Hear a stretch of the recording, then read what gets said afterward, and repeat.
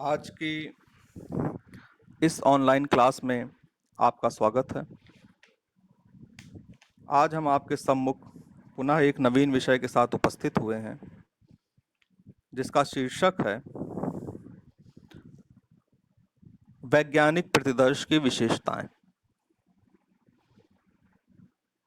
पिछले 2 दिनों से आप लगातार प्रतिदर्श और प्रतिचयन के विभिन्न आयामों का अध्ययन कर रहे हैं। उसी क्रम में आगे बढ़ते हुए आज हम इस बात का अध्ययन करेंगे कि एक वैज्ञानिक प्रतिदर्श की क्या विशेषताएं होती हैं। यानी कि किसी प्रतिदर्श को अर्थात समष्टि में से चुनी हुई इकाइयों को कब वैज्ञानिक माना जाए या कब वैज्ञानिक अध्ययन के लिए उपयुक्त माना जाए, उनमें कौन कौन सी विशेषताएं होनी चाहिए। विशेषताएं जानना इसलिए आवश्यक होता है कि विशेषताएं ही वो कसौटियां होती हैं जिनके आधार पर आप परखते हैं। ठीक है ना। हर एक व्यक्ति कुछ मानक निश्चित करता है कि अगर ये मानक होंगे तो ऐसा होगा, ये मानक होंगे तो ऐसा होगा। जैसे आप लोग सामान्यतः कहते हैं कि ये आदमी झूठ बहुत बोलता है इसलिए ये अच्छा आदमी नहीं हो सकता। ठीक है। इसी प्रकार के सबके तो अच्छा आदमी यानी कि आपकी नज़र में कौन होगा जिसमें सच बोलने की विशेषता पाई जाती हो। इसी तरीके से प्रतिदर्श वैज्ञानिक होगा तो उसमें कौन कौन सी विशेषताएं होंगी, हम यहाँ पर उनका उल्लेख करेंगे। क्योंकि अध्ययन के वैज्ञानिक होने का आधार यही है कि आपका प्रतिदर्श वैज्ञानिक हो, क्योंकि आपका अध्ययन आपके प्रतिदर्श पर आधारित होता है। यानी कि ये प्रतिदर्श रीढ़ की हड्डी है, बैकबोन है। प्रतिदर्श को क्या होना चाहिए? कल जैसी की चर्चा हो रही थी, जनसंख्या का प्रतिनिधि होना चाहिए। अर्थात प्रतिनिधिक प्रतिदर्श वह प्रतिदर्श है जो अपनी संपूर्ण जनसंख्या की विशेषताओं का वास्तविक या वैध प्रतिसूचक होता है।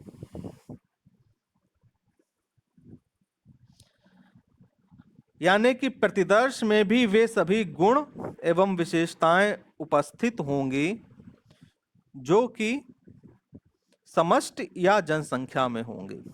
तो एक अच्छे या वैज्ञानिक प्रतिदर्श को अपनी समष्टि का या जनसंख्या का प्रतिनिधि अवश्य होना चाहिए। प्रतिनिधि को बहुत ज़्यादा इलेबरेट नहीं करूंगा, इसलिए नहीं करूंगा क्योंकि इस पर कल व्यापक चर्चा हो चुकी थी। फिर एक वैज्ञानिक प्रतिदर्श को संभाव्यता सिद्धांत पर आधारित होना चाहिए। अर्थात प्रकृति की समरूपता, परिवर्तन के नियम, घटनाओं के घटित होने के अवसर तथा सामान्यता, इन सारी बातों पर आधारित होना चाहिए।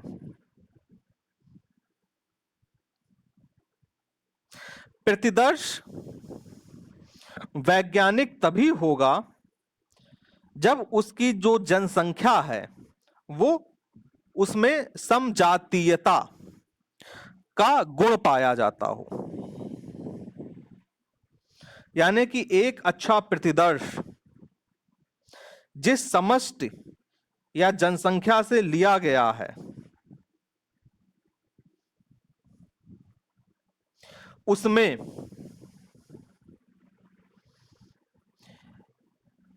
संरचनात्मक स्तर पर किसी गुण या विशेषता का समान वितरण मिलता है, उसे हमने कहा है समजातीय जनसंख्या। यानी कि प्रतिदर्श जिसमें से लिया गया है वह समष्टि या जनसंख्या कैसी होनी चाहिए, समजातीय होनी चाहिए। समजातीय का अभिप्राय हमारा है कि उसमें जो गुण, किसी गुण या विशेषता का समान रूप से वितरण हो, और अगर उसमें समान रूप से उस गुण का वितरण नहीं है तो हम उसको स्तरों में विभक्त करके यह प्रयास करते हैं कि उसमें उस समान गुण का वितरण हो जाए। जैसे कि लेबर है, श्रमिक हैं, उन श्रमिकों को मासिक रूप से जो वो कमाते हैं, कुछ बहुत कम कमाते हैं, कुछ मध्यम कमाते हैं, कुछ ज्यादा कमाते हैं। मान लीजिए ये 3 स्तर हो गए। कुछ हैं कि उनको 80 रुपया दिन भी नहीं मिलता है, और कुछ है जो कि 200 और 300 रुपया दिन कमा लेते हैं। हमें मान लीजिए 30 श्रमिकों पे या 50 श्रमिकों पे अध्ययन करना है।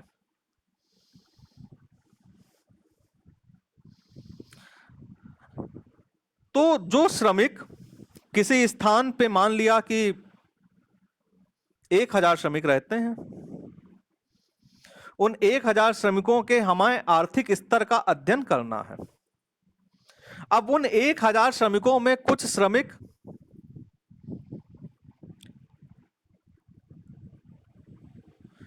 मासिक रूप से देखा जाए तो हो सकता है 1000 रुपए से कम कमाते हो, कुछ हो सकता है कि 5000 रुपए कमाते हो, और कुछ हो सकता है कि 5000 से ज्यादा कमाते हो, 10,000 तक कमाते हो।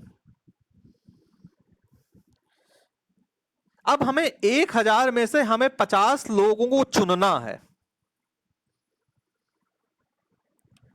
तो सबसे पहला ये गुण होना चाहिए कि समष्टि में से जो हम प्रतिदर्श लें वो प्रतिनिधि होना चाहिए।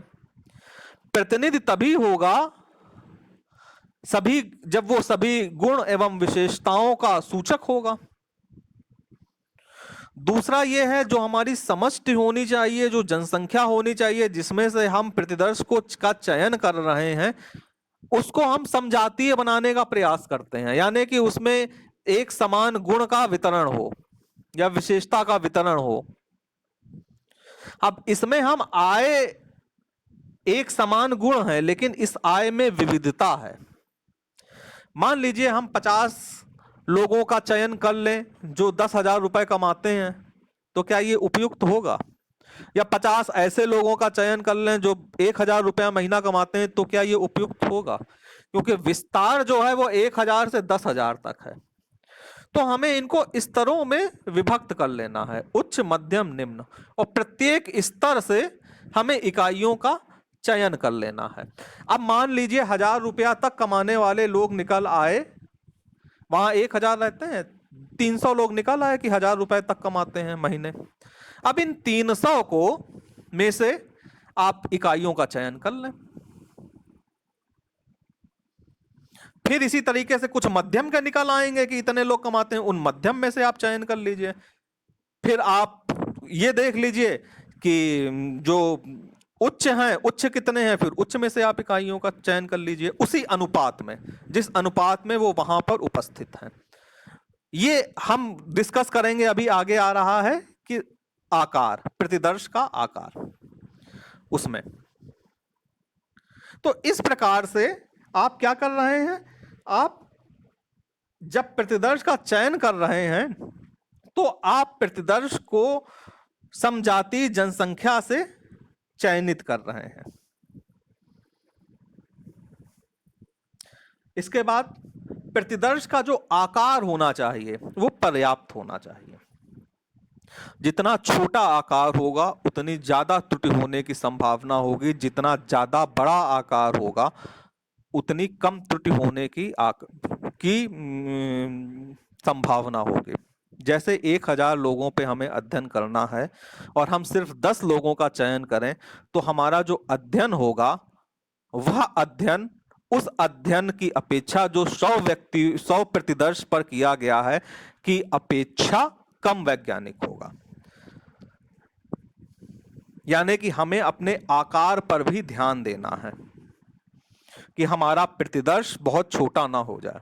बहुत छोटे प्रतिदर्श को प्राप्त निष्कर्षों को हम समूह पे लागू नहीं कर सकते। यानी कि हमें इस बात पे ध्यान देना है कि हमने जिन इकाइयों का चयन किया है हम उन इकाइयों को सभी स्तरों से चयनित करें उसी अनुपात में, ताकि जो हमारा प्रतिदर्श है वो प्रतिनिधि हो सके और पर्याप्त रूप से जनसंख्या की विशेषताओं का प्रतिसूचक हो सके। इसके बाद है यादृच्छीकरण। देखिए, यादृच्छीकरण वह गुण है जो यह प्रकट करता है कि जो हमारी जनसंख्या है या समष्टि है उसमें जो इकाइयां हैं उसमें से प्रत्येक इकाई समान रूप से प्रतिदर्श में सम्मिलित हो सकती है।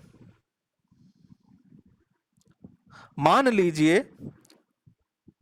कि आपके पास एक डिब्बे में 100 कंचे हैं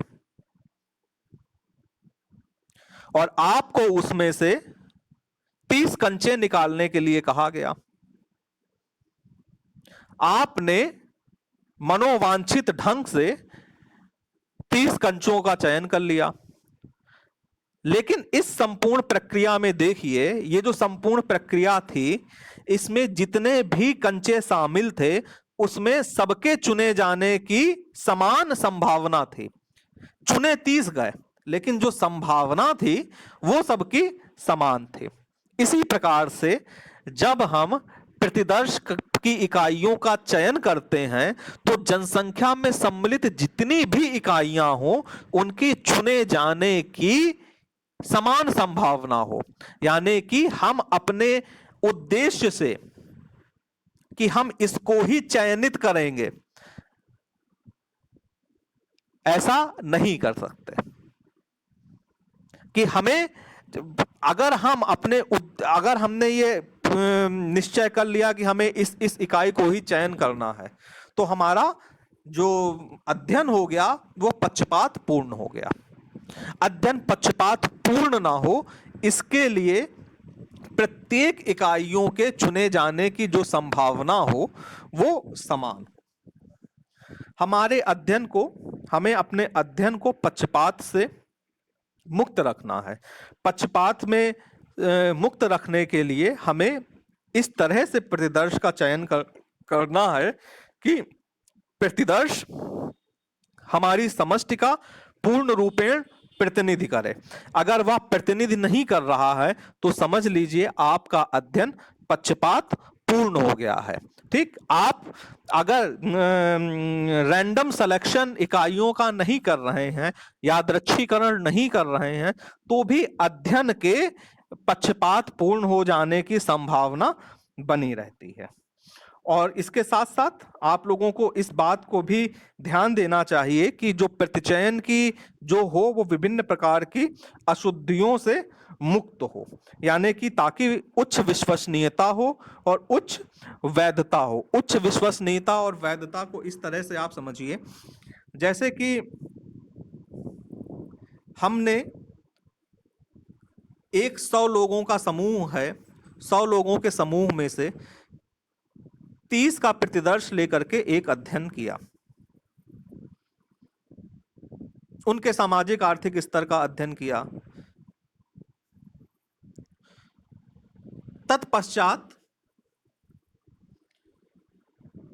एक दूसरे व्यक्ति ने उन्हीं 100 में से किन्हीं दूसरी 30 इकाइयों को चयन करके वह अध्ययन किया। आप समझ रहे हैं मैं क्या कह रहा हूं? अगर हमारा अध्ययन विश्वसनीय और वैध है तो हमारे और उसके निष्कर्ष में समानताएं आएंगी।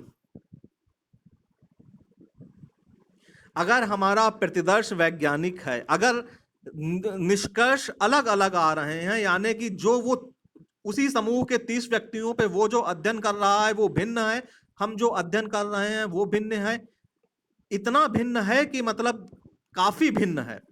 एक होता है कि आंशिक रूप से भिन्न होना, एक होता है व्यापक तौर पे भिन्न होना। अगर व्यापक तौर पे भिन्न है तो ये समझ लीजिए कि किसी एक का प्रतिदर्श वैज्ञानिक नहीं था। जो कसौटियां बताई गई हैं उन कसौटियों पे खरा नहीं उतरा।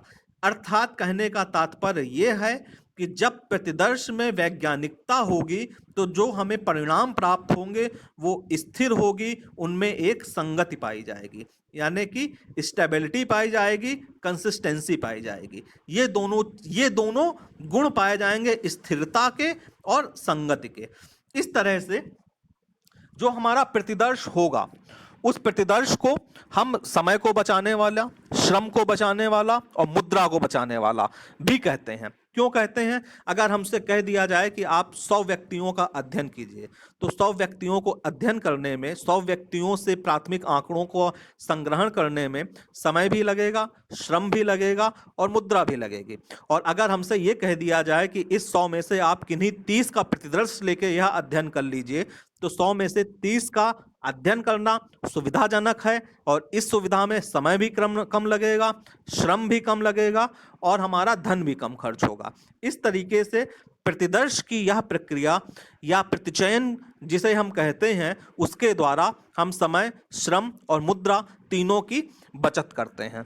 तो भविष्य में जब आप प्रतिदर्श लेंगे किसी जनसंख्या से तो आप किन बातों का ध्यान रखेंगे? नंबर 1, आपके द्वारा लिया जाने वाला प्रतिदर्श समष्टि का प्रतिनिधि होना चाहिए। नंबर 2, वो संभाव्यता पर आधारित होना चाहिए। नंबर 3, जिस जनसंख्या से आप ले रहे हैं वो जनसंख्या समजातीय होनी चाहिए। नंबर 4, उस प्रतिदर्श का आकार जो है वो पर्याप्त होना चाहिए। नंबर 5, अगर उसका रैंडम सिलेक्शन होता है यानी कि आप यादृच्छिकरण द्वारा उसका चयन करते हैं तो यह अधिक उपयुक्त होगा। नंबर 6, आपके अध्ययन के अनुकूल होना चाहिए। नंबर 7 क्या है? नंबर 7 है कि उसमें उच्च विश्वसनीयता का गुण हो, परिणामों में संगति हो और स्थिरता हो। और उसके बाद नंबर 8 है कि वो समय, श्रम और मुद्रा को बचाने वाला होना चाहिए।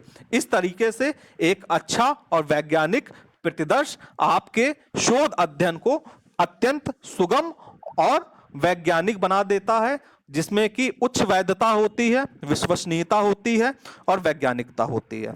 इसी के साथ आज हम इस व्याख्यान को यहाँ पे समाप्त करते हैं। कल हम लोग प्रतिचयन के विभिन्न प्रकारों को पढ़ेंगे। मैं आज के इस व्याख्यान को यहीं पे समाप्त करता हूँ। आप लोगों को अगर कुछ पूछना हो तो आप मुझसे पूछ सकते हैं।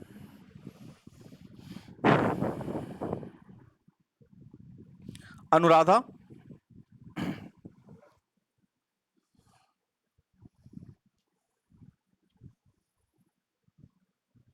विनीता,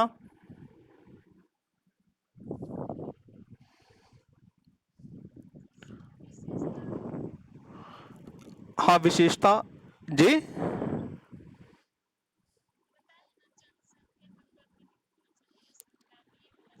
हाँ हाँ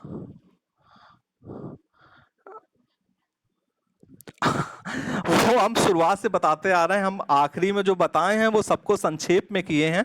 हम उसको वहाँ पे पुनः दोहरा देते हैं कि हमारा जो विशेषताएं हैं वो हमारी जनसंख्या को, जो हमारा प्रतिदर्श है उसको जनसंख्या का प्रतिनिधि होना चाहिए, संभाव्य के सिद्धांत पर आधारित होना चाहिए, जिस जनसंख्या से वह प्रतिदर्श लिया गया है उस जनसंख्या में समजातीयता का गुण होना चाहिए, प्रतिदर्श का जो आकार है, जो साइज है वो पर्याप्त आकार का होना चाहिए, जो प्रतिदर्श का जो सिलेक्शन किया जा रहा है वो सिलेक्शन रैंडम किया जा रहा हो, यादृच्छिकरण प्रक्रिया द्वारा किया जा रहा हो तो अच्छा माना जाता है।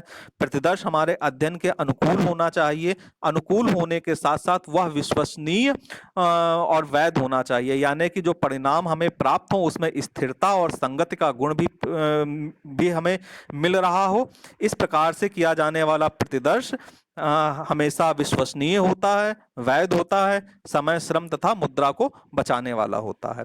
और इन सारी विशेषताओं का ही डिस्क्रिप्शन ऊपर लेक्चर में किया गया है। अगर आप ठीक तरह से ना सुन पाए हो तो YouTube पे जा करके आप इसे पुनः सुन सकते हैं। सीबी,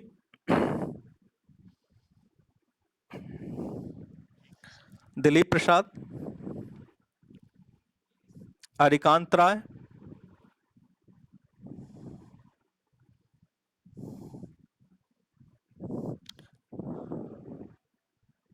जी,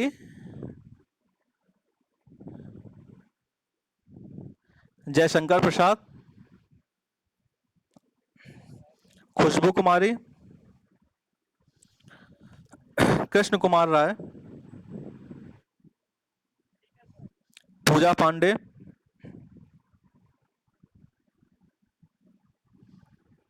पूनम कुमारी,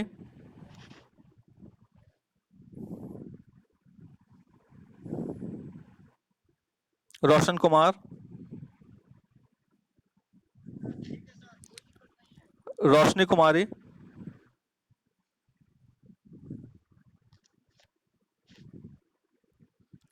सरदार जी,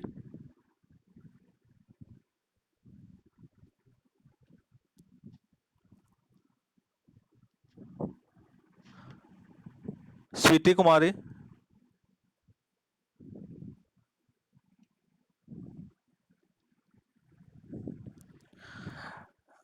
ठीक है, आज के इस व्याख्यान को हम यहीं पे समाप्त करते हैं।